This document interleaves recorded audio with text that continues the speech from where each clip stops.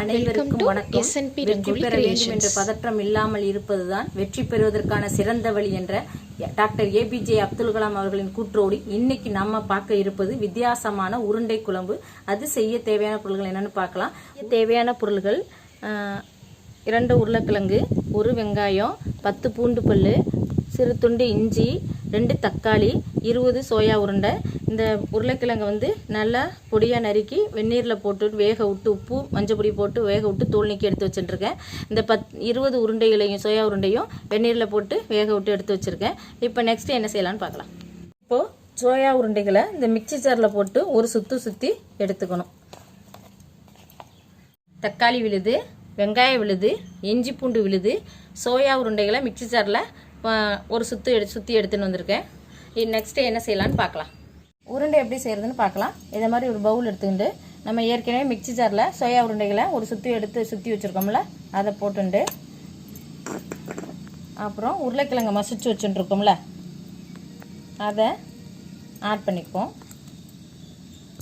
உப்பு, நான் ஏற்கனவே உருளைக்கிழங்கு உப்பு போட்டு வேகிறதுனால நான் கொஞ்சமாக உப்பு போட்டுக்கிறேன். காரமாக இருக்கணுங்கிறதுக்காக உருண்டை 1 ஸ்பூன் சில்லித்தூள், துளி மஞ்சத்தூள். ஏற்கனவே நான் உருளைக்கிழங்கு மஞ்சத்தூள் போட்டு வேக விட்டதுனால துளி மஞ்சத்தூள். இதெல்லாத்தையும் நம்ம நல்லா மிக்ஸ் பண்ணி உருண்டையாக உருட்டணும். இப்போ மாவு மிக்ஸ் பண்ணிக்கலாம். எண்ணெய் காஞ்செடுத்து இப்போ நம்ம உருண்டையை இதில் உருட்டி சின்னதாக போட்டு பொரிச்சு எடுத்துக்கலாம். நான் போட்டிருக்கேன். நம்ம சில நேரம் இந்த உருளைக்கிழங்கும் சோயாவும் சோயாவில் கொஞ்சம் வெந்நீரில் விடும்போது தண்ணி இருக்கும். அதனால மாவு கொஞ்சம் தண்ணியாக போயிடும். அப்போ நம்ம இதோட கொஞ்சோண்டு பச்சரிசி மாவோ அல்லது கடலை மாவோ 2 ஸ்பூனு ஏதோ 2 ஸ்பூன் சேர்த்து நல்லா பிசைஞ்சோம்னா கெட்டியாக வந்துடும். எனக்கு மாவு கெட்டியாக இருந்தது. நான் அதில் உள்ள தண்ணியெல்லாம் புளிஞ்சிட்டு போட்டுட்டேன், சோயாவில் உள்ள தண்ணியெல்லாம். அதனால் கெட்டியாக வந்துட்டு சில நேரம் வரல அப்படின்னா ஒன்றுமே கவலைப்படாண்டாங்க, அது மாதிரி ஆட் பண்ணிக்கோங்க. சூப்பராக அந்த உருண்டை பாருங்கள், அருமையாக வந்துடுது பாருங்கள், செம்மையாக வந்துடுது. அவ்வளோதான், நம்ம இதெல்லாம் அரிச்சு எடுத்துக்க வேண்டியதான். உருண்டை இப்போ ரெடி ஆகிடுத்து. நெக்ஸ்ட்டு என்ன செய்யலான்னு பார்க்கலாம். எண்ணெய் காஞ்சிடுச்சு. 1 ஸ்பூனு சோம்பு,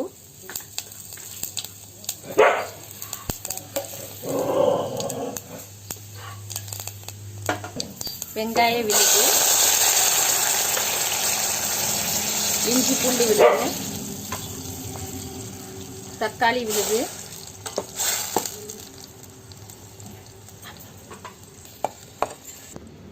மஞ்சத்தூள் 1/4 ஸ்பூன்,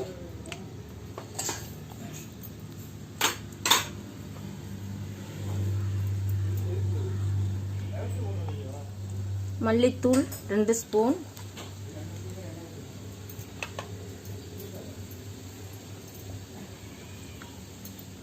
சில்லித்தூள் 2 ஸ்பூன். ஏற்கனவே நம்ம சோயா உருண்டையில் சில்லித்தூள் ஆட் பண்ணியிருக்கோம், ரொம்ப காரம் வேண்டாம்.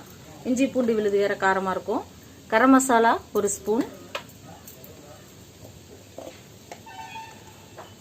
உப்பு தேவையான அளவு. இது எல்லாமே ஒன்றா மிக்ஸ் பண்ணி நல்லா கொஞ்சம் வதக்கிண்டு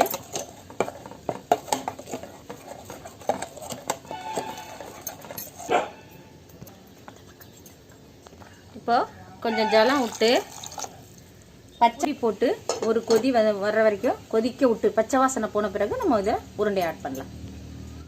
இப்போ பச்சை வாசனை போயிடுத்து. இப்போ இந்த உருண்டை இதில் ஆட் பண்ணுவோம்.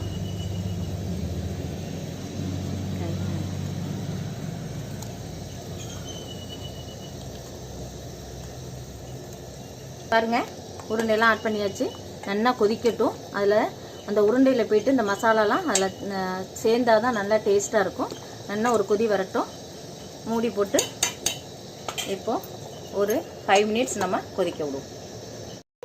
இப்போ இதில் கொஞ்சம் வாசனைக்கு கருவேப்பிலை ஆட் பண்ணிக்கலாம். இந்த வீடியோ உங்களுக்கு பிடிச்சிருக்குன்னு நம்புகிறோம். லைக் பண்ணுங்கள், ஷேர் பண்ணுங்கள், மறக்காமல் சப்ஸ்கிரைப் பண்ணுங்கள். தேங்க்யூ.